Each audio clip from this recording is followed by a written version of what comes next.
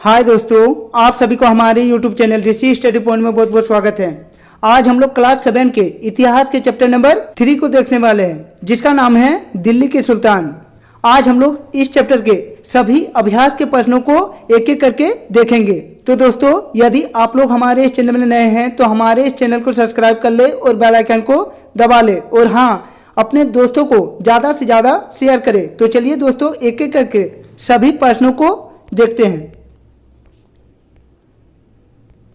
आज का हमारा पहला क्वेश्चन कह रहा है कि रिक्त स्थानों की पूर्ति कीजिए। पहला क्वेश्चन है कि दिल्ली सल्तनत के अंतर्गत डैश वंशों ने डैश वर्षों तक शासन किया।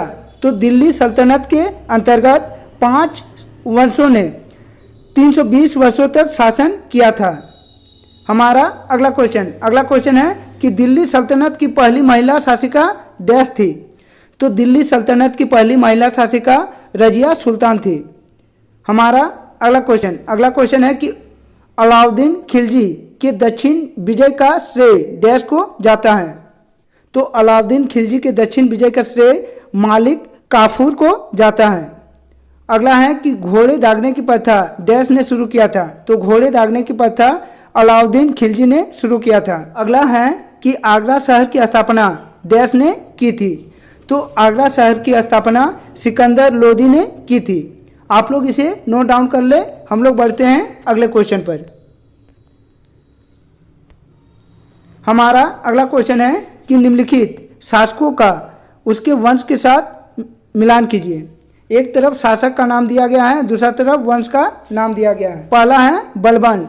तो बलबन एक ममलूक शासक के थे, इसीलिए उसका सही मिलान होगा ममलूक। अगला है अलाउद्दीन। तो अलाउद्दीन खिलजी एक खिलजी वंश के शासक थे, इसीलिए इसका सही मिलान होगा खिलजी। अगला है खिज्र खां। तो खिज्र खां सैयद राजवंश के थे, तो इसका सही मिलान होगा सैयद। अगला है इब्राहिम। तो इब्राहिम एक लोदी वंश के शासक थे, तो इसका सही मिलान होगा लोदी। अगला है मोहम्मद बिन। तो मोहम्मद बिन एक तुगलक वंश के शासक थे, इसीलिए इसका सही मिलान होगा तुगलक। इसे आप लोग नोट डाउन कर ले। हम लोग बढ़ते हैं अगले क्वेश्चन पर। हमारा अगला क्वेश्चन है कि निम्नलिखित प्रश्नों के उत्तर संक्षेप में दीजिए। पहला क्वेश्चन है कि दिल्ली को राजधानी बनाने वाला पहला सुल्तान कौन था। तो इसका सही आंसर होगा कि दिल्ली को राजधानी बनाने वाला पहला सुल्तान इल्तुतमिश था। अगला है कि तुर्क ए चहलगानी क्या था, इसका दमन किसने किया।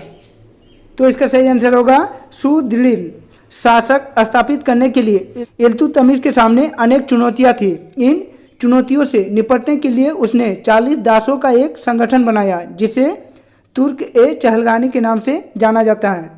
तुर्क ए चहलगानी संगठन का दमन बलबन ने किया था। इसे आप लोग नोट डाउन कर ले। हम लोग बढ़ते हैं अगले क्वेश्चन पर। हमारा अगला क्वेश्चन कह रहा है कि रजिया ने शासिका बनने के बाद कौन सा पोशाक धारण किया। तो इसका सही आंसर होगा कि रजिया ने शासिका बनने के बाद महिला वस्त्र त्याग कर पुरुषों द्वारा धारण किए जाने वाला कबा यानी कुर्ता और कुल्हा यानी एक प्रकार का पगड़ी पोशाक को धारण किया। अगला क्वेश्चन है कि बलबन ने राज दरबार में किस ईरानी प्रथा की शुरुआत की। तो इसका सही आंसर होगा कि बलबन ने राज दरबार में सिजदा एवं पेबोस नामक ईरानी प्रथा की शुरुआत की थी। इसे आप लोग नोट डाउन कर ले। हम लोग बढ़ते हैं अगले क्वेश्चन पर। हमारा अगला क्वेश्चन है कि सल्तनत काल में जमीन को कितने वर्गों में विभाजित किया था, उसके नाम लिखिए। तो इसका सही आंसर होगा कि सल्तनत काल में जमीनों को 3 वर्गों में विभाजित किया था। पहला इत्का जमीन, दूसरा खालसा जमीन और तीसरा इनाम जमीन। तो दोस्तों, यदि किसी प्रकार का डाउट हो तो आप लोग कमेंट सेक्शन में कमेंट कर सकते हैं। आप लोगों का डाउट अवश्य ही क्लियर किया जाएगा। तो चलिए दोस्तों, हम लोग बढ़ते हैं अगले क्वेश्चन पर। हमारा अगला क्वेश्चन कह रहा है कि मोहम्मद बिन तुगलक ने राजधानी परिवर्तन क्यों किया था। तो इसका सही आंसर होगा कि मोहम्मद बिन तुगलक कुशल और साम्राज्यवादी शासक था। इनमें लगभग 2.5 दशक तक शासन किया था। उसने दक्षिण के राज्यों पर अधिकार जमाए रखने के लिए 1326 ईस्वी में दिल्ली से राजधानी दौलताबाद परिवर्तन कर दिया। आप लोग इसे नोट डाउन कर ले। हम लोग बढ़ते हैं अगले क्वेश्चन पर। हमारा अगला क्वेश्चन कह रहा है कि तुगलक एवं लोधी वंश के शासकों को झारखंड के किस राजवंश ने कड़ी टक्कर दी थी? तो इसका सही आंसर होगा कि तुगलक एवं लोधी वंश के शासकों को झारखंड के नागवंशी राजवंश ने कड़ी टक्कर दी थी। हमारा अगला क्वेश्चन कह रहा है कि अलाउद्दीन खिलजी द्वारा बाजार नियंत्रण के लिए किए गए प्रयास के पीछे क्या उद्देश्य था? तो इसका सही आंसर होगा कि अलाउद्दीन खिलजी द्वारा बाजार नियंत्रण के लिए किए गए प्रयास के पीछे मुख्य उद्देश्य बाजार में वस्तुओं की कीमतों से आम लोगों को राहत पहुंचाना था। इसे आप लोग नोट डाउन कर ले। हम लोग बढ़ते हैं अगले क्वेश्चन पर। हमारा अगला क्वेश्चन कह रहा है कि इल्तुतमिश ने अपने शासनकाल में कौन कौन से नए कार्य किए? तो इसका सही आंसर होगा कि इल्तुतमिश ने अपने शासनकाल में निम्नलिखित नए कार्य किए। पहला है कि उसने 40 दासों का संगठन तुनक-ए-चहलगानी बनाया, जिसे 40 दल कहा जाता है। दूसरा है कि उसने सर्वप्रथम शुद्ध अरबी का सोने का सिक्का चलाया। तीसरा है कि वह दिल्ली को राजधानी बनाने वाला प्रथम सुल्तान था। इसे आप लोग नोट डाउन कर ले। हम लोग बढ़ते हैं अगले क्वेश्चन पर।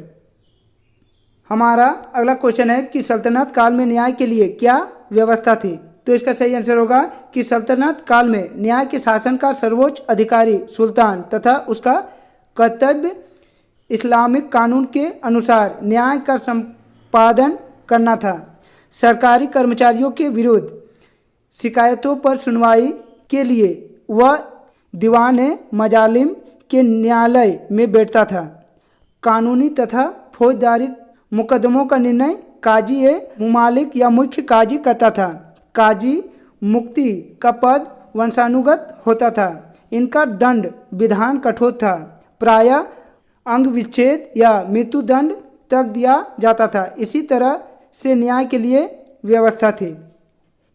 तो दोस्तों, यदि आप लोग इसी तरह के अच्छे वीडियो प्राप्त करना चाहते हैं तो हमारे इस चैनल से जुड़ जाएं। हमारे इस चैनल को सब्सक्राइब कर ले और बेल आइकन को दबा ले। तो चलिए दोस्तों, और एक नए वीडियो के साथ फिर मिलते हैं। तब तक के लिए बाय।